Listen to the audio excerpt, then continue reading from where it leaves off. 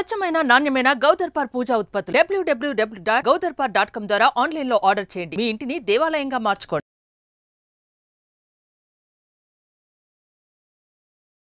నమస్కారం, నేను మీ జాహ్నవి. మనతో ఉన్నారు ప్రముఖ జ్యోతిష్య వాస్తు పండితులు, ప్రముఖ ఆధ్యాత్మికవేత్త, అగ్ని ఉపాసకులు బ్రహ్మశ్రీ అన్నవరపు తిరుపతి మూర్తి అవధాని గురువు గారు. ప్రస్తుతం ఒక సంఘటన ప్రతి ఒక్కళ్ళని కుదిపేస్తోంది. గత 10-15 సంవత్సరాల నుంచి ఇలాంటి సంఘటనలు ఎన్ని చూస్తున్నా ఒకటి ఇంత బ్లాస్ట్ అయితే తప్ప మళ్ళీ మనం దాని మీద ఫోకస్ చేయలేని పరిస్థితిలో మనం ఉన్నాం. అంటే కోల్కతా ఘటన, అది ఒక డాక్టర్ ఘటనే అవ్వచ్చు. సో ఈ రోజు డాక్టర్స్ అందరు నిరసన చేశారు. కేవలం మనకి ఇది ఒక్కటి హైలైట్ అయి కనిపిస్తోంది, కానీ ప్రతి 15 నిమిషాలకి ఒక అమ్మాయి మీద అటాక్ జరుగుతోందంట. అంటే కొన్ని విషయాలు వింటుంటే నిజంగా ఏం మాట్లాడాలో కూడా అర్థం కాని పరిస్థితిలో మనం ఉన్నాం. మన చుట్టుపక్కనే, మన పక్కనే అసలు ఎలా ఉందో కూడా తెలియట్లేదు. అయితే ఈ రోజు ఎప్పుడు కూడా స్పిరిచువల్ గా, డివోషనల్ గా టాపిక్స్ మాట్లాడే నేను నిజంగా కొన్ని విషయాలు అంటే కొంతమంది చెప్తే సొసైటీకి బాగా ఇంపాక్ట్ అవుతుంది. సో అలా ఈ రోజు ఈ టాపిక్ గురించి కూడా ఖచ్చితంగా గురువుగారితో నేను మాట్లాడాలని అనుకుంటున్నాను.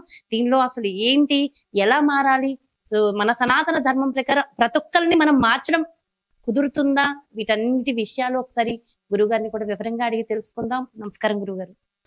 ఓం శ్రీ మహాగణాధిపతయే నమః. గురుగారు, నిజంగా అంటే ఎన్నెన్నో టాపిక్స్ మనం డిస్కస్ చేస్తాము, సనాతన ధర్మం గురించి మాట్లాడుకుంటాము, ఎన్నో పరిహారాలు అందిస్తూ ఉంటారు, మంచి విషయ పరిజ్ఞానాన్ని ఇస్తూ ఉంటారు. అయితే ఈ రోజు జరిగిన ఈ ఘటన ఏదైతే ఉందో, ఈ ఒక్క ఘటన అసలు తలుచుకుంటుంటే కూడా అది బాధ చెప్పలేని పరిస్థితి. అయితే 31 సంవత్సరాల ఒక డాక్టర్ విషయంలో ఇది జరిగింది. 3 సంవత్సరాల పిల్లల విషయంలో కూడా ఇది జరుగుతుంది. అసలు ఏం మాట్లాడాలో అర్థం కావట్లేదు. అసలు అంటే ఇక్కడ నేను ఏం మాట్లాడాలి, మీతో ఏం అడగాలి అనుకుంటున్నానంటే, ఇలాంటి సంఘటనలు ప్రతిరోజు ప్రతి 15 నిమిషాలకి ఒకటి జరుగుతూనే ఉన్నాయంట. అయితే ఇక్కడ ఒక కోణం, చీకటి అవగానే మగవాడు దేనికి భయపడతాడు? దయ్యం వస్తుందేమో, చీకటిగా ఉంది అని మగవాడు భయపడతాడు. కానీ ఒక ఆడపిల్ల దేనికి భయపడుతోంది? మీరు తప్పు మాట్లాడారు. ఆ మగవాడు వస్తాడేమో అని భయపడుతుంది. ఇది చాలా తప్పండి. ఇది నిజం. వినండి, చెప్తా. మీరు అట్లా మాట్లాడవద్దు. ఎందువల్లనంటే రాత్రి కాదండి, ఉదయం పూట భయపడుతుంది. ఉదయం లేదు, రాత్రి కాదు. మీరు రాత్రి గురించి మాట్లాడుతున్నారు. రాత్రి పూట కాదండి, ఉదయమైనా ఒంటరిగా ఉంటే మగవాడు ఎక్కడ వస్తాడని భయపడుతుంది. ఆ రాత్రి అయితే కాదండి. పగలు లేదు, రాత్రి లేదు, మగవాడు. అదే మగవాడు రక్షించవలసిన ఒక మగవాడు. అంటే ఆ మగవాడు ఎవడవుతున్నాడో తెలియట్లా. అంటే స్నేహితుడు అవుతున్నాడా, ఇంటి మనిషి అవుతున్నాడా, అన్నయ్య అవుతున్నాడా, తండ్రి అవుతున్నాడా అర్థం కాని పరిస్థితుల్లో అసలు ఏమవుతోంది, ఎటు వెళ్ళిపోతున్నాం? సొసైటీ, మన సనాతన ధర్మం, మన భారతీయ సంస్కృతి, సంస్కారం ఇవన్నీ చెప్పుకుంటూ మాట్లాడుకుంటూ ఉంటాం కదా. అంటే ఇక్కడ మిమ్మల్ని ఇలా మాట్లాడుతున్నానని మరోలా అనుకోద్దు. ఒక ప్రశ్న గురువు గారు, అంటే ఇవన్నీ కూడా ఇలా ఉంటాయని ముందే సనాతన ధర్మంలో కూడా చెప్పబడి ఉందా? ఇంతటి అరాచకాలు జరుగుతాయని కూడా ఉందా? ఇది కలియుగ ధర్మమా? అసలు మీరు ఏం చెప్తారు? ప్రతి ఒక్క దాంట్లో మంచి చెడు అనేటువంటివి రెండు కలిసి నడుస్తూ ఉంటాయి. ఏ యుగంలో చూసుకున్నప్పటికీ కూడా ఒక చెడు, ఒక మంచి, ఒక చెడు వెళ్తూనే ఉంటాయి. కానీ మనకు చెడు మీద ఉన్న మమకారం మంచి మీద ఉండదు. ఒక మనిషి 10th పూర్తయింది అనుకుందాం, వాడు ఇంటర్కి వెళ్ళిన తర్వాత తల్లిదండ్రులు కూడా వాడి అవసరానికి మించి డబ్బులు ఇస్తూ ఉంటారు. అంటే ఇలా జరగడానికి మూల కారణాలు ఏమిటంటే తల్లిదండ్రుల నుంచి ప్రధానమండి. నా కొడుకు ఏం చేస్తున్నాడు అనేటువంటి విషయం తెలుసుకోలేకపోవటం. అంటే తల్లిదండ్రులు పిల్లల్ని కంటారు, వాళ్ళ రాతల్ని అయితే కనలేరు కదా. కరెక్ట్ అండి. నా పొట్టివాడు వెళ్ళి ఒక్క దెబ్బ కొడతాడు, మరి మాట్లాడకూడదు కదా. అదే తల్లిదండ్రులు మాట్లాడకూడదు. వాడు రాతలా ఉంది, ఆయన వచ్చి కొట్టి వెళ్ళారని తప్ప నా కొడుకుని ఎందుకు కొడతావు నువ్వు అనకూడదు కదా. అంటే నీ కొడుకుని బాధ్యతగా పెంచవలసిన బాధ్యత ఎవరిది? నీది. ఆడపిల్లలతో ఎలా తల్లిదండ్రులు చెడిపోనాయన అని చెప్పి పెంచరు కదా అనేటువంటిది ప్రతిదీ కూడా మొదటి నుంచి కూడా మీరు అన్నటువంటి సనాతనంలో అన్నారు చూసారండి, ప్రతి ఒక్కటి ఉంది. ఈ సనాతనం అనేటువంటిది ఈ మధ్యకాలంలో కనుమరుగైపోయిందండి. ఈ గత 15-20 సంవత్సరాలుగా సనాతనం అనేటువంటిది కనుమరుగైపోయింది. పాశ్చాత్య సంస్కృతి అనేటువంటిది వెచ్చలివిడిగా మనకి ఇక్కడ పెరిగిపోయింది. బాగానే ఉంది. అంటే నాకు ఈ వీడియోస్ చూసిన తర్వాత నా మనస్సుకు నాకైతే అనిపించింది ఏమిటి అంటే, ఆ వ్యక్తి కనుక నా చేతికి దొరికినట్లయితే ఖచ్చితంగా ఇంకొక మనిషి అటువంటి పని చేయడానికి భయపడే రీతిలో శిక్ష వేయాలనేటువంటి ఎవరికి వాళ్ళు అలానే అనుకుంటున్నాం, ఎవరికి వాళ్ళు అలానే అనుకోవడం కాదండి, అనుకుంటున్నాం, అనుకోవడంలోనే ఆగిపోతున్నాం. ప్రభుత్వం పూర్తిగా కూడా వైఫల్యం అయిపోయింది. హాస్పిటల్ యాజమాన్యం పూర్తిగా వైఫల్యం అయిపోయింది. ఒక హాస్పిటల్కి వెళ్ళి ఇద్దరు ముగ్గురు నలుగురు ఐదుగురు వెళ్ళి ఆ అమ్మాయిని ఇబ్బంది పెడుతున్నారంటే ఆ సీసీ కెమెరాలు ఏమైనాయి, హాస్పిటల్ యాజమాన్యం ఏం చేస్తుంది, అంత పగడ్బందీగా ఉంటారు, అంత జాగ్రత్తగా ఉంటారు అన్నప్పుడు ఏం జరుగుతుంది? ఈ మధ్యకాలంలో కొన్ని కాలేజీల్లో కూడా మనం చూసాం, పిల్లలు చనిపోవటాలు అవన్నీ కూడా చూసాం. మరి యాజమాన్యం ఏం చేస్తుంది? అటువంటి యాజమాన్యాన్ని ప్రభుత్వం అనేటువంటి ఎందుకు శిక్షించట్లేదు అనేటువంటిది ఒక సంఘటన మనకి హైలైట్ అయింది కాబట్టి అది బయటకు వచ్చింది. రానివెన్నో మన చుట్టుపక్కల ఎన్నో. ఏమండి ఒక మాట చెప్తా, ఇప్పుడు ఇలాంటిది చేశారు అన్నప్పుడు వాడిని లోపలికి తీసుకెళ్ళి మేపే దానికన్నా ఇప్పుడు కొన్ని దేశాల్లో వాడిని బహిరంగంగా తాళ్ళతో కట్టేసేసి హింసిస్తారు. అసలు ఎవరిని శిక్షించాలి? తల్లిదండ్రులండి, తల్లిదండ్రులనే శిక్షించాలి. ఎందువల్లనంటే ఒక ప్రధానంగా ఏ తల్లి తండ్రి నువ్వు ఇలా అవ్వు, నువ్వు ఇలా చెయ్యి అని అయితే పెంచరు కదా. సొసైటీ ఇది తప్పు లేదంటారా? కేవలం తల్లిదండ్రులది మాత్రమేనంటారా? తల్లిదండ్రులదే అండి. ఎందువల్లనంటే సొసైటీ తల్లిదండ్రుల పిల్లల నుంచి వచ్చింది కదండి. 10 మంది తల్లిదండ్రులు కలిస్తే ఒక సొసైటీ. అసలు శిక్షలు సొసైటీ అంటే ఏంటి? 10 మంది కలిశారు కాబట్టి సొసైటీ ఉందా? సొసైటీ ఉంది కాబట్టి 10 మంది వచ్చారా? 10 మంది వచ్చారు, 10 మంది కలిస్తే ఒక సొసైటీ అయింది. సో అంతేగాని ఒక సొసైటీ ఉంది కాబట్టి 10 మంది రావట్లేదు కదా. అంటే ఇప్పుడు తప్పు ఎవరిదైంది? ఈ 10 మందిదే అయింది. ఎక్కడ ఒక చోటు జరుగుతుంది ఏదైనా అన్నప్పుడు దాన్ని నివారించే ప్రయత్నం నువ్వు చేయలేకపోతున్నావు. నీ కొడుక్కి వాడి వయస్సుకి వాడి అర్హతకి మించి నువ్వు డబ్బులు ఇచ్చి పంపించి ఇష్టం వచ్చినట్టు ఖర్చు పెట్టమని చెప్తున్నప్పుడు వాడికి 16-15 సంవత్సరాలు వచ్చేటప్పటికి అన్ని రకాల సుఖాలు తెలిస్తే తర్వాత వాడికి మందు సిగరెట్లు ఇవి తప్ప ఇంకేం తెలుస్తాయండి. అయితే 3 సంవత్సరాల పసి పాప మీద 5వ తరగతి 6వ తరగతి చదువుతున్న పిల్లల అఘాయిత్యాలట. అసలు ఏం మాట్లాడాలి?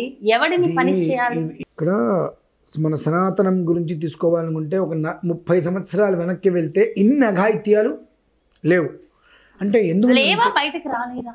ఇన్ని అఘాయిత్యాలు లేవు అనే మాట నేను చెప్పట్లా, ఉన్న ఈ రకంగా లేవు. మరి పసిపిల్లల మీద ఎందువల్లనంటే ఇంట్లో కట్టుబాట్లు, పురుషుడికి కానీ స్త్రీకి కానీ ఇంట్లో పెంచేటువంటి కట్టుబాట్లు ఉంటాయి. ఆ కట్టుబాట్లు అనేటువంటిది వాళ్ళకు ఒక రకమైనటువంటి భయాన్నో మన కుటుంబం పరువు పోతుందనో ఒక విధమైనటువంటి విధానంలో నడిపించుకుంటూ వచ్చేవారు. ఆడపిల్ల స్కూల్కి వెళ్ళాలంటే 2 జడలు వేసుకోవటము, తర్వాత పరికిని అని కాళ్ళ వరకు వేస్తారు చక్కగా, అలా వేసి తీసుకెళ్తారు. బట్టల్లో తప్పు ఉందంటున్నారా? నేను ఆ మాట మాట్లాడట్లేదండి. అంటే ఏమిటి అంటే అప్పుడు ఇంట్లోంచి బయటకు వెళ్తే పెద్దవాళ్ళు ఏమన్నా అంటారు, బయట ఎవరన్నా చూస్తే ఇంట్లో చెప్తారు, ఒక భయం, ఒక పరువు ప్రతిష్టలతో ఉండేవారు. బయటికి వెళ్ళి కొనుక్కోవడానికి కూడా భయపడేవారండి. 5 రూపాయలు 10 రూపాయలు తీసుకెళ్ళి బయట ఏమైనా కొనుక్కుని తింటుంటే ఎవరితోనో మగవాళ్ళతో మాట్లాడాలన్నా, ఒక మగపిల్ల ఆడపిల్లతో మాట్లాడాలన్నా సుబ్బయ్య గారు అబ్బాయి ఇక్కడ మాట్లాడుతున్నాడేంటి అని ఇంటి కూర్చుడికి ఇంట్లో తెలుస్తుంది, పరువు ప్రతిష్టలు అని చెప్పి ఒక రకమైన భయం ఉండేది. అది కాలక్రమేణా ఆ పరువు అనేటువంటిది ఎంత ఖర్చు పెడితే అంత ఎక్కువ పరువు కింద అయిపోయిందండి. ఎంత 10 మందిలో ఎంత విలాసంగా ఎంత వెచ్చలవిడిగా ఉంటే అంత పరువు. వాళ్ళ అబ్బాయి వాళ్ళకేంట్రా 10 మంది అంటేసుకుని తిరుగుతున్నాడు, అది ఎంత పెరిగితే అంత పరువుగా భావిస్తున్నారు ఇవాళ. అంటే మీరు అన్నారు సనాతన ధర్మంలో ఇవన్నీ కూడా ఉన్నాయా అని చెప్పి, ఉన్నదాన్ని నాశనం చేసింది కేవలం కూడా మన స్వార్థం. అంటే ఎట్లా అంటే నా సంపాదన ఎంత, నా బ్రతికెంత, నా పిల్లవాడిని ఎలా చదివించాలి, అలా కాకుండా నా పిల్లవాడిని గొప్పగా నేను చూపించాలని చెప్పి అప్పు చేసి పెద్ద కాలేజీలో వేస్తే ఆ కాలేజీలో ఉండేటువంటి వాళ్ళు పెద్ద పెద్ద పిల్లలు ఉంటారు, వాళ్ళని చూసి నా పిల్లవాడు ఏమవుతున్నాడు, ఆటోమేటిక్గా ఆ పొజిషన్కి నేను వెళ్ళాలి, దానికి దొంగతనాలు నేర్చుకుంటున్నాడు. ముందు తప్పు తండ్రిది. ఆ కాలేజీలో పెట్టాను, చాలా కాలేజీలు ఉన్నాయి, నీ స్థాయికి తగ్గ నువ్వు కాలేజీలో పెంచుకో, బాగా చదువు రావాలి అంటే ఆ కాలేజీలో వేస్తేనే చదువు వస్తుందా? వీడు చదువుకునే యోగ్యత ఉంటే ఎక్కడన్నా చదువుకుంటాడు. పెద్ద కాలేజీలో వేయటం వలన వాళ్ళకి దగ్గర డబ్బు ఎక్కువ ఉంటుంది కాబట్టి వాళ్ళు విచ్చలవిడిగా అవన్నీ ఇవన్నీ తింటూ ఉంటారు. వీడికి కూడా తినబుద్ధి అవుతుంది, వీడి దగ్గర ఉండవు, స్నేహాలు పెరుగుతాయి, డబ్బు కావాలి, ఏం చేస్తారు, దొంగతనాలు ప్రారంభం చేస్తారు. ఈ దొంగతనం నుంచి ఎక్కడి వరకు వెళ్తుంది? ఇక ఇది ఏదంటానికి వీల్లేదు. శ్రీకృష్ణ జన్మస్థానానికి వెళ్ళే వరకు వస్తుంది, జీవిత నాశనం అయిపోతుంది. అక్కడ ఏమవుతుందంటే తల్లిదండ్రి కూడా వాడి సంపాదన వాడు సంపాదించుకుంటున్నాడు, నాకేంటి, అరే నువ్వు ఎక్కడి నుంచి సంపాదిస్తున్నావు, ఏం చేస్తున్నావు, ఇంత డబ్బు నీకు ఎలా వస్తుంది అని నిలతీయట్లా. ఇవాళ రేపు అస్సలు నిలతీయట్లా. నిలతీయకపోయేటప్పటికి నా ఇష్టం, నా రాజ్యం. ఇప్పుడు ఈ కేసులో కూడా డాక్టర్ ని ఎవరైతే అట్లా చేశాడో వాడు, నేను విన్నానమ్మా, వాడు ఏం మాట్లాడుతున్నాడు, అంటే అనిపించింది, అంటే నిజమైనటువంటి ఒక స్థితిలో ఉంటే వాడి 2 రెక్కల్ని వెనక్కి విరిచి స్తంభానికి కట్టేసేసేసి అలాంటి టార్చర్ ఎటువంటి నరకం అనుభవించాలంటే ప్రత్యక్షంగా లైవ్ లో పెట్టి వాడికి పెట్టే నరకాన్ని ఇంకొక మనిషి అలాంటి పని చేయాలంటే భయపడిపోవాలి, వామ్మో అని చెప్పి. అంతటి నరకం వాడికి అరెస్ట్ చేసుకుంటారా? చేసుకోండి. చంపుతారా? తీస్తారా? తీసేయండి. ఇప్పుడు దాకా తీయగలిగే ధైర్యం మనం ఎవరన్నా చేయగలిగామా? నేను అదేంటంటే ప్రభుత్వ వైఖరి పూర్తిగా కూడా నశించిపోయింది. అంటే ప్రభుత్వం అనేటువంటిది విఫలమైపోయింది. అది ఎక్కడైనా కావచ్చు కాక. ఇప్పుడు ఎలా ఉంటుందంటే, ఇప్పుడు నేను అనకూడదు, అంతే కోపాలు వస్తాయి ఆడవాళ్ళందరికీ కూడా. స్త్రీ సంఘాలు ఉన్నాయి కదండి, ఇటువంటివి ఏదైనా జరిగి బయటికి వస్తే వాళ్ళు ముందుకు వస్తున్నారు. వాళ్ళందరూ కూడా ఎప్పటికైనా ముందుకు వచ్చి ఇలాంటి ఒక సంఘటన జరిగినప్పుడు వాడిని బహిరంగంగా ఈ పని ఎందుకు చేయలేకపోతున్నారు. ఇది ఒకటైతే, వ్యభిచారం కేసులో పట్టుబడ్డప్పుడు ఆ స్త్రీలను మాత్రమే చూపిస్తున్నారు, పురుషులు ఎందుకు చూపించట్లా? అంటే వాళ్ళు పెద్ద పెద్ద పిల్లలు, పెద్దింటి పిల్లలు, వాళ్ళని చూపిస్తే పరువులు పోతాయి.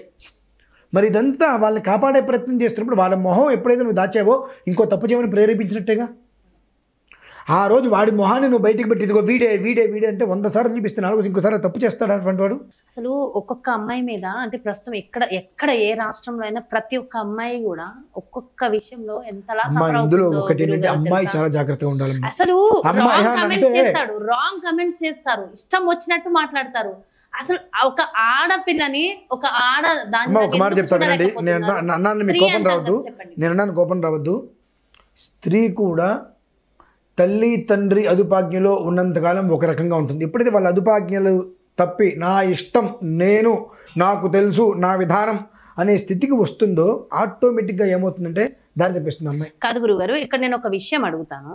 ఏంటంటే ఇక్కడ స్త్రీ అన్నారు కదా, ఇప్పుడు తల్లో చెల్లో ఉన్నప్పుడు వాళ్ళకి ఏమైనా కాస్త ఇబ్బందికర వాతావరణం ఉన్నప్పుడు ఒక పురుషుడు ఏం చేస్తాడమ్మా, జాగ్రత్తగా ఉండు, ఈ డ్రెస్సింగ్ ఇట్లా ఉంది, లేదా అక్క చెల్లి చెప్తారు. అదే బయటకి వెళ్ళి ఒక స్త్రీని ఎందుకు వంకర బుద్ధితో చూడాలి? నేను ఇప్పుడు అదే చెప్తున్నానమ్మా. ఇటు ఆ మగవాళ్ళు కావచ్చు, స్త్రీలను కావచ్చు, వాళ్ళు ఎప్పుడు పట్టు తప్పుతున్నారు, తల్లి తండ్రి ప్రేమ వాళ్ళకి దొరక్కపోతే, తల్లి తండ్రి నుంచి వచ్చేటువంటి ఒక ప్రేమ కనుక ఆ పురుషులకు కానీ స్త్రీలకు కానీ దొరక్కపోతే, ఏమండి కొంచెం నాలెడ్జ్ ఉంటే, కొంచెం ఇక్కడ మనకు పట్టుకుని ఆలోచిస్తే, చదువుకునే వయసులో ఉండే వాళ్ళకి ప్రేమ అంటే వాళ్ళు ఏం చేస్తారు? చదువు మానేసేసి వీళ్ళు అంటులో ముందు బ్రతుకుతారా? ఎక్కడికి వెళ్ళి బ్రతుకుతారు? పెళ్లి చేసుకొని పారిపోయి ఎక్కడికి వెళ్ళి బ్రతుకుతారు? లాజిక్ ఆలోచించాలి. వీడికి ఉద్యోగం లేదు, వాడికి ఉద్యోగం లేదు, ఇద్దరు కూడా పేరెంట్స్ ఇచ్చేటువంటి డబ్బుల మీద బ్రతుకుతున్న వాళ్ళు, వీళ్ళకి ప్రేమ ఏంటి అనే ఆలోచన వీళ్ళకి రావాలి ముందు. ఇక్కడ ఎక్కడ తేడా వచ్చింది అంటే, తల్లి తండ్రి ఇద్దరూ కూడా ఆ పిల్లల్ని సరిగ్గా చూసుకోలేకపోవటం వలన పిల్లలకి కావాల్సినటువంటి ప్రేమని ఆ తల్లి దగ్గర కూర్చోబెట్టి మందలిస్తున్నారు మినహాయిస్తే ప్రేమగా ఏ విషయము చెప్పట్లా. అయితే కొడుకుని కూడా తల్లిదండ్రులు ఏం చేస్తున్నారు, ఓవర్ స్వేచ్ఛ ఇచ్చేస్తున్నారు. దీనివల్ల వాడికి ఏంటంటే, మీరు ఇందాక ఒక మాట అన్నారు చూసారండి, ఇంట్లో వాళ్ళు అయితే ఇట్లా, వాడికి అట్లా స్థితికి వెళ్ళిన వాడికి ఇంట్లో వాడా బయట వాడా లేదండి, ఆడదే కాదా అనే స్థితికి తీసుకొని వస్తున్నారు. కుక్కలు కూడా అసహించుకుంటాయి ఇట్లాంటి వాళ్ళని చూసి. ఆ స్థితికి తీసుకొస్తారు తల్లిదండ్రి. అవతల వైపు ఈ ప్రేమ దొరకపోవడం వల్ల వీడు చెప్పే 4 మాటలకి అమ్మాయి నిజమని నమ్మటం.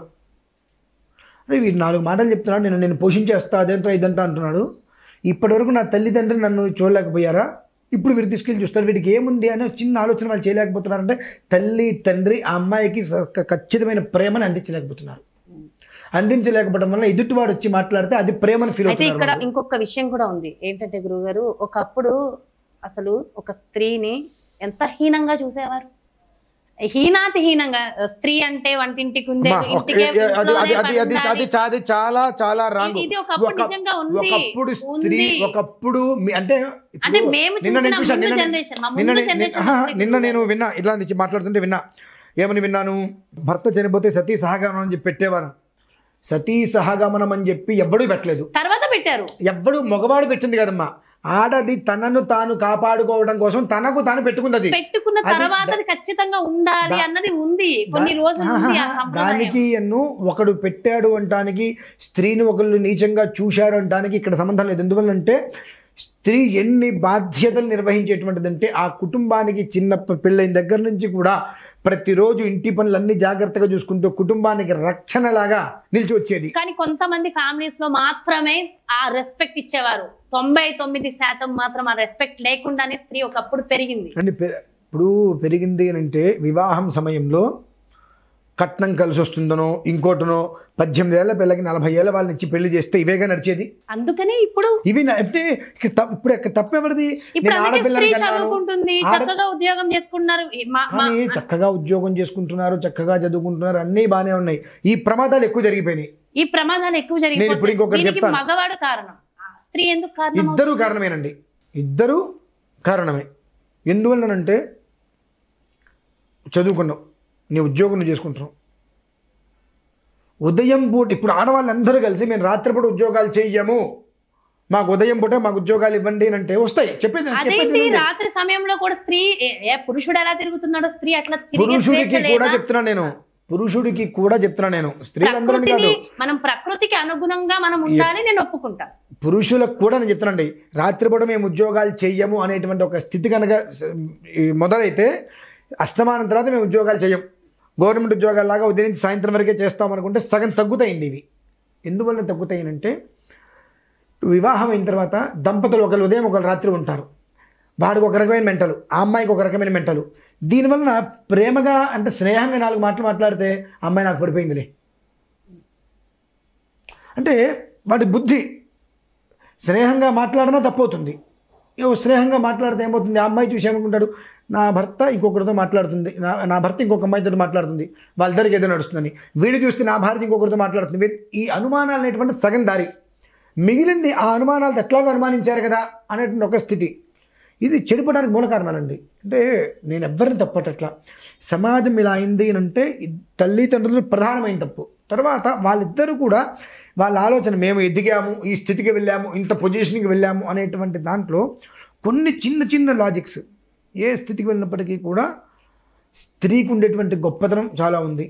ఆ గొప్పతనాన్ని మనం అలానే ఉంచుకోవాలంటే ఇంకొకటి చెప్పేటువంటి మాటలకి మనం తలకాయ ఉంచకుండా ఉంటే మన జీవితం మనకు బాగుంటుంది అనేటువంటి విషయం వీళ్ళు అర్థం చేసుకోవాలి.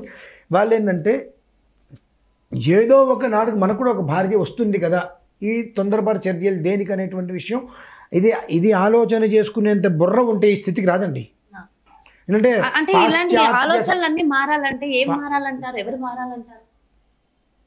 ఈ సొసైటీ అని దగ్గర చూసారు మీరు, పరిస్థితులు మారాలంటే సొసైటీ మనం మారాలి, మనం మారితేనే సొసైటీ, మన నుంచి సొసైటీ ఏంది. ఇప్పుడు చందానగర్లో మా ఇంటి దగ్గర ఒక చిన్న కప్పు ఒక రేట్లో ఉంది, అదే జూబ్లీ హిల్స్లోకి వెళ్తే దాని రేటు 10 రెట్లు వస్తుంది. ఐటమ్ మారట్లా. సో ఇక్కడుండే మనిషి ఒక రకంగా ఉంటాడు, అక్కడుండే మనిషి ఒక రకంగా ఉంటాడు. ఇక్కడుండే మనిషి అక్కడికి వెళ్ళిన ప్రమాదమే, అక్కడుండే మనిషి ఇక్కడికి వచ్చినా ప్రమాదమే. చెడిపోయేది వీడే అవుతున్నాడు, చెడిపోయేది. అందుకే మన చుట్టుపక్కల మన ఫ్రెండ్స్ ఎలా ఉన్నారు, మన సరౌండింగ్స్ ఎలా ఉన్నాయి, ఎవరితో మనం మాట్లాడుతున్నాం చూసుకోవాలి, ఎవరితో ఎలా ఉన్నాం, మన పిల్లలు ఎవరితో ఉన్నారు, ఎలా ప్రవర్తిస్తున్నారు, ఎంత ఖర్చు పెడుతున్నారు, ఏం చూస్తున్నారు, ఏం చేస్తున్నారు. అది ప్రతి క్షణము కూడా తల్లిదండ్రి, నేను నెలకి 10 లక్షలు సంపాదిస్తున్నాను, ఆ దేశం వెళ్తున్నా, ఈ దేశం వెళ్తున్నా అంటే నీ బ్రతుక్కి దేశం వెళ్ళి సంపాదించడం కాదు, నీ పిల్లలు ఎలా ఉన్నారు, దారి తప్పుతున్నారా లేదా, ఒక ప్రణాళికగా ఉన్నారా, ఒక ధర్మబద్ధంగా ఉన్నారా, వాళ్ళు ఈ డబ్బు అనేటువంటి వాళ్ళకి డబ్బు నువ్వు చూపించావా, డబ్బులో వాళ్ళు బ్రతుకుతున్నారా అనేటువంటి విషయం నువ్వు సంపాదిస్తే సరిపోదు. నువ్వు సంపాదించేటువంటి సంపాదన కనుక ధర్మంగా ఉందంటే నీ కొడుకు దాన్ని వృద్ధి చేస్తా, లేదంటే 4 రోజుల్లో దాన్ని నాశనం చేస్తాను. నీ బ్రతికేమవుతుంది, నీ పిల్లవాడి బ్రతికేమవుతుంది. ప్రతి ఒక్క దాంట్లోనూ కూడా నేను ఒక విషయం చెప్తాను. ఇప్పుడు నా పిల్లవాడిని ఒక కాలేజీలో జాయిన్ చేశాను. ఇప్పుడు ఆ కాలేజీ పేరు అవసరమైతే చెప్తాను. నేను కాలేజీలో జాయిన్ చేశాను, ఇంత ఏదో కట్టాలి అన్నారు, జాయిన్ చేశా. 3.5 నెలలు కంటిన్యూగా వెళ్ళాడు. 3.5 నెలలు కంటిన్యూగా వెళ్తే కనీసం నా పిల్లవాడి దగ్గర ఇంటర్ సర్టిఫికెట్స్ కానీ వాడి ఆధార్ కార్డు కానీ ఏమీ అడగలేడు, అటెండెన్స్ కూడా వాడికి లేవు. ఇప్పుడు ఎందుకు వెళ్తున్నాడు 3 నెలలు? పొద్దున్న 6:30 కల్లా ఇంట్లోంచి హడావిడిగా బయలుదేరి వెళ్ళిపోతున్నాడు. సాయంత్రం 4:30-5 ఇంటికి వస్తున్నాడు. ఇంటికి రాగానే మళ్ళీ ఆ కంప్యూటర్ మీద కూర్చుంటున్నాడు, అవేమో రాసుకుంటూనే ఉన్నాడు. 3.5 నెలలు అయింది. నాకు డౌట్ వచ్చింది, ఏంటి విశేషాలు అసలు అక్కడ నీకు అటెండెన్స్ ఏంటి, నీ ఆధార్ కార్డు కానీ ఏం అడగలేదు ఏంటంటే, ఏమో నాన్న ఇంతవరకు అడగలేదు అన్నారు. మంచిది, ఒక వారం రోజులు కాలేజీ ఆగిపోను అన్నాను, ఆగిపోయాడు. ఇంకో వారం రోజులు ఆగిపోమన్నా, అట్లా ఒక 4 రోజుల పాటు కాలేజీలో ఆ పేషెంట్లో కూర్చోబెట్టారు.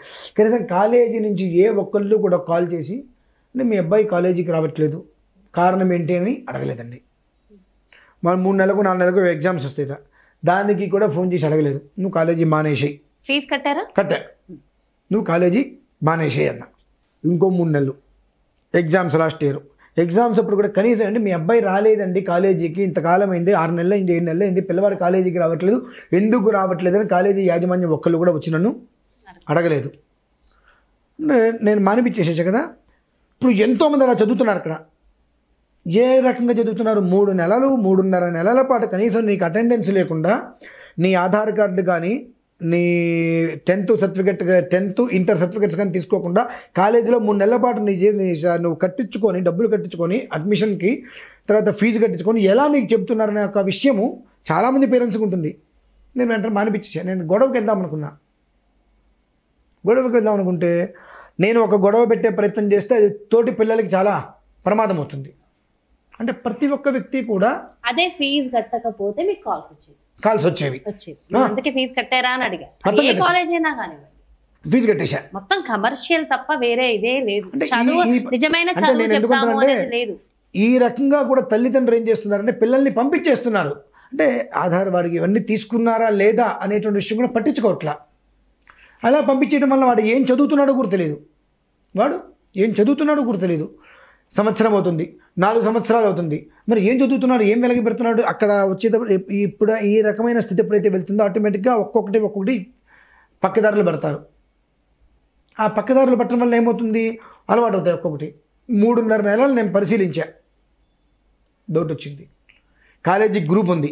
కాలేజీ గ్రూపులో కూడా కనీసం పెడతారేమో చూస్తూ వచ్చా. సరే మీ సన్ రావట్లేదు, క్వార్టర్లీ ఎగ్జామ్స్ ఉన్నాయి, ఆధార్ కార్డు ఇవ్వలేదు, ఏది ఒక్కదానికి రిప్లై లేదు. ఇక్కడ ఉంది ప్రాబ్లం. సో ఇలా ఉన్నప్పుడు తల్లిదండ్రులు వెంటనే స్పందించగలిగారు. స్పందించకపోకుండా అలా వదిలేస్తే పిల్లవాడి జీవితం వాళ్ళే. పొద్దున్న లేచి మనం పెరిగేది ఇంట్లో. ఆ తల్లిదండ్రులు పిల్లల్ని పట్టించుకోలేకపోతున్నాం. సో కాలేజ్కో స్కూల్కో పంపిస్తున్నాం, అక్కడ సరైన ఇది లేదు, పట్టించుకోవట్లేదు. ఒకప్పుడు ఇలా ఉండేదా, పలానా పర్సన్ రాలేదు అంటే ఖచ్చితంగా ఈ రోజు ఎందుకు రాలేదు అని మా చిన్నప్పుడు అడిగేవాళ్ళు. ఇంటర్ కాలేజీలో నేను సుమారుగా ఒక 40-50 మంది సజెస్ట్ చేశాను నా పిల్లవాడి చదువు ఇంటర్ కాలేజీలో చదువుకొని బాగుపడతారని చెప్పి. ఎందువల్లనంటే ఫస్ట్ ఇయర్ మొత్తం కరోనా వచ్చింది, కాలేజీకి పంపలా. వాళ్ళు పాపం చాలాసార్లు కాల్ చేశారు, ఆన్లైన్లో చదువుతాడండి, నేను కాలేజీకి పంపను. ఒకవేళ కాలేజీకి పంపిస్తే వాడికి ఏదైనా జరగరాని జరిగితే మొత్తం మీరే బాధ్యత వహిస్తారు, నాకు కాగితం రాసి ఇవ్వండి అన్న. వద్దులేండి మీ పిల్లల్ని మీ ఇంట్లో నెట్ పెట్టుకోండి. అదే కొన్ని సంస్థలు తీసుకుంటున్నాయి తర్వాత అంతకంత అన్ని రాయలేదండి, కింద పెట్టి రాయలా. నువ్వు జాగ్రత్తగా చదువుకో.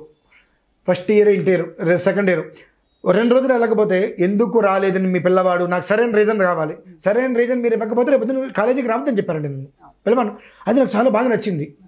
సో అది కొన్ని సంస్థలు తీసుకుంటున్నాయి, అందరూ చాలా మంది పిల్లల్ని ఒక 40-45 మంది పైన పిల్లల్ని అడిగితే ఆ కాలేజీ సజెస్ట్ చేశాను. ఎందుకంటే కేర్ తీసుకుంటున్నారు, చక్కటి కేర్ తీసుకుని చదువుతున్నారు. అలానే ఇంకో కాలేజీలోకి వస్తే ఆ కాలేజీలో జాయిన్ చేస్తే ఇలా జరిగింది పిల్లవాడి పరిస్థితి. నేను గమనించాను ప్రతి క్షణం. వాడిని మానిపించేసేసా. తర్వాత వాడి ఏదో ఒకటి వ్యవహారం చేసుకుంటారు, ముందు మానిపించేసా. ఫైనల్లీ ఎగ్జామ్స్లో కూడా వాడి కోసం కాల్ రాలేదండి. మరి ఇప్పుడు చెప్పండి, అంటే ఈ పరిస్థితుల్లో అందరూ కనుక తల్లిదండ్రులు పిల్లల్ని అలా పట్టించుకోకుండా వదిలేస్తే పిల్లలు ఎలా తయారవుతున్నారు? ఇదే కారణం. సో ఎక్కడ అవుతుంది, ఎవరు ఎక్కడ లోపాలు? So end of the day ఆ మైండ్ సెట్ని మనం మార్చుకోవాలి. మనం మార్చాలంటే ఇప్పుడు చెప్తున్నానమ్మా, తల్లిదండ్రులు పిల్లల్ని డబ్బుల్లో పెంచడం కాదు, పిల్లవాడికి ఉదయం కాస్త వాడికి ఊహ తెలిసిన దగ్గర నుంచి కూడా ఒక 10 నిమిషాలు దేవుడి దగ్గర ఉంటూ కాస్త విష్ణు సహస్రనామమో లలితా సహస్రనామమో అటువంటివి కనుక నేర్పిస్తే దుర్మార్గమైనటువంటి ఆలోచనలు రాకుండా ప్రతి మనిషి ఎందుకు కూడా ఒక సరైనటువంటి భావన వచ్చి ప్రశాంతంగా ఉంటారు. మినహాయిస్తే తొందరపాటు చర్యలు చేసి మందు తాగాలి, ఇంకోటి చేయాలి, సిగరెట్లు తాగాలి, గుట్కాలు తినాలనే స్థితికి వెళ్లకుండా నిలబడాలి అంటే చిన్నప్పటి నుంచి కూడా వాళ్ళకి ఆచమానం అంటే ఏంటి, దేవుడు అంటే ఏంటి, గురువారం ఫోటోలు తెరిచి బొట్టు పెట్టడం అటువంటి వాడికి అలవాటు చేస్తే ఖచ్చితంగా ఒక ప్రణాళికలో వస్తాడు, ఒక మంచి ఉన్నత స్థితికి. మళ్ళీ ఒక 30 సంవత్సరాల క్రితం ఎలా అయితే ఉందో అలా పిల్లలు మనమే మళ్ళీ మార్చుకోవాలంటే తల్లిదండ్రులు ఖచ్చితంగా మనం ఎందుకు పందికన్నట్టుగా ఉంటున్నాం, మనం పిల్లలు అనకూడదు కానివ్వండి. పందికనేసి వదిలేస్తుంది, బురదలో పిల్లలు దొరుకుతూ ఉంటే వదిలేస్తుంది. అలా ఉంది మన పరిస్థితి. పిల్లలు బాగుండాలి అనుకుంటే నువ్వు ఎంత సంపాదించావని కాదు, పిల్లలకి ఎంత సంస్కారం అందించావు, పిల్లలకి ఎంత సంస్కారం అందించావు అనేటువంటిది ప్రధానం. ఆ సంస్కారం ఇస్తే వాడు బ్రతకగలుగుతాడు. సంస్కారం లేకపోయినప్పుడు, సంస్కారం ఇవ్వలేకపోతే, కుసంస్కారంగా వెళ్ళినప్పుడు జీవితం వాడి వల్ల మా వంశం మొత్తం దెబ్బతింటుంది. కాబట్టి వాడికి చక్కగా ఉదయం నుంచి పొద్దున్నే లేవడం మొదలు పెట్టించండి. ఆ లేచిన తర్వాత కాస్త సూర్య నమస్కారాలు, దేవుడి దగ్గర బొట్టు పెట్టి దీపారాధన చేసి క్రమేపీ రోజు 10 నిమిషాలు దాని మీద దృష్టి, లలితా సహస్రనామం అది వినే ప్రయత్నం చేయించండి 10 నిమిషాలు. అలా చేస్తూ ఉంటే వాడికి జ్ఞానం వృద్ధి పెరుగుతుంది. తొందరగా ఇటువంటి వాటిల జోలికి వెళ్ళడు, మత్తు పదార్థాలు మాదక ద్రవ్యాల జోలికి వెళ్ళడు. వాటిల జోలికి వెళ్ళాడా నీ పిల్లవాడు నాశనం అవుతున్నాడు, 10 మంది పిల్లలు నాశనం చేస్తున్నాడు. కాదండి, నేను వాడి ఇందాక మీరు అన్నారు చూసారా, వాడిని కన్నాను కానీ వాడి భవిష్యత్తు నేను కన్నానా, వాడి రాతను నేను కన్నానా, ఆచుకుడు కొడతాను నేను వచ్చి. నా పిల్లవాడిని ఎందుకు కొట్టాను, నువ్వు వచ్చి అడగద్దు మరి నన్ను, అందుకు సిద్ధమైతే వదిలిపారి. కాదు నా కొడుకు అనుకుంటావా, అది నేను కన్నాను, 9 మాసాలు మోసాను, కన్నాను, ఆ గర్భశోకము ఆ బాధ రావద్దనుకున్నట్లయితే కనుక వాడిని ఈ దైవికంగా ఆధ్యాత్మిక చింతన తెలిసేటట్టుగా చేస్తే వాడు కొద్దో గొప్ప విచక్షణ ఉంటుంది. మన ఇది కరెక్ట్గా ఇది జాగ్రత్తగా ఉండాలి, మన పూర్వీకులు అమ్మమ్మ నాన్నమ్మ ఎట్లా ఉన్నారు, అమ్మా నాన్న ఎలా ఉన్నారు అనేటువంటి ఒక ఆలోచన వస్తుంది. ఆలోచన వచ్చిందే ఆటోమేటిక్గా వాళ్ళు బాగుపడతారమ్మా. చక్కటి అనాలిసిస్, చక్కటి సనాతన ధర్మానికి సంబంధించిన విషయ పరిజ్ఞానం అందించారు. సొసైటీ ఎలా వెళ్ళాలనేది కూడా వివరించారు. థ్యాంక్ యూ సో మచ్ గురుగారు. ఇదండి, నిజంగా కూడా మన సనాతన ధర్మం ఎంతో గొప్పది. మన దైనందిన జీవితంలో మనం ఉదయం లేచింది మొదలు రాత్రి నిద్రించే వరకు కూడా ఖచ్చితంగా నియమబద్ధంగా చేయవలసిన కొన్ని కార్యక్రమాలు ఒక 10 నిమిషాలు మనం పెట్టుకుని ఒక అరగంట పాటు మనం దైవాన్ని కనుక ప్రార్థించగలిగామా, ఎలాంటి సంఘటనలు మన చుట్టుపక్కల కాదు, మన ఇంట్లో కాదు, మన చుట్టుపక్కల కూడా జరగవు. సో మనం మారాలి, మన సొసైటీ మారాలి, మన చుట్టుపక్కల ఉన్న ప్రతి వ్యక్తి మారాలి. మన సనాతన ధర్మం ప్రకారం ప్రతిరోజు కూడా ఆ దైవారాధన, దైవ ప్రార్థన చేసుకుంటూ ఉంటే మరింత బాగుంటుంది. మన సొసైటీలో ఎలాంటి సంఘటనలు మరి ఎప్పుడు వినకూడదు, మన చుట్టుపక్కల మనం ఇలాంటి సంఘటనల గురించి మాట్లాడే పరిస్థితి రావద్దు, వినే పరిస్థితులు రావద్దని మనస్ఫూర్తిగా కోరుకుని, మనకు కుదిరినంత మేర ప్రతి ఒక్కళ్ళు కూడా మనకు కుదిరినంత మేర దీనికి సంబంధించి చేద్దాం. మనం ఏం చేయగలమో, మన సనాతన ధర్మాన్ని ఎలా కాపాడుకోగలమో ఆ విధంగా అయితే ఖచ్చితంగా మన సనాతన ధర్మాన్ని కాపాడాల్సిన అవసరం నీకు లేదు. నిన్ను నువ్వు కాపాడుకుంటే ధర్మం కాపాడుతుంది, అంతే, ధర్మం కాపాడబడుతుంది, నిన్ను నువ్వు కాపాడుకో. ఎందుకంటే మన సనాతన ధర్మంలోనే మనం ఉన్నాం. అది ఏం చెప్పిందో అది చేస్తూ ఉంటే అన్ని బాగుంటాయి. మరో ప్రత్యేకమైన కార్యక్రమంతో మళ్ళీ మీ ముందుకు చేస్తాను. నమస్తే. సుమన్ టీవీలో మీ పర్సనల్ అండ్ బిజినెస్ ప్రమోషన్స్ కోసం కింది నెంబర్కి కాంటాక్ట్ చేయండి.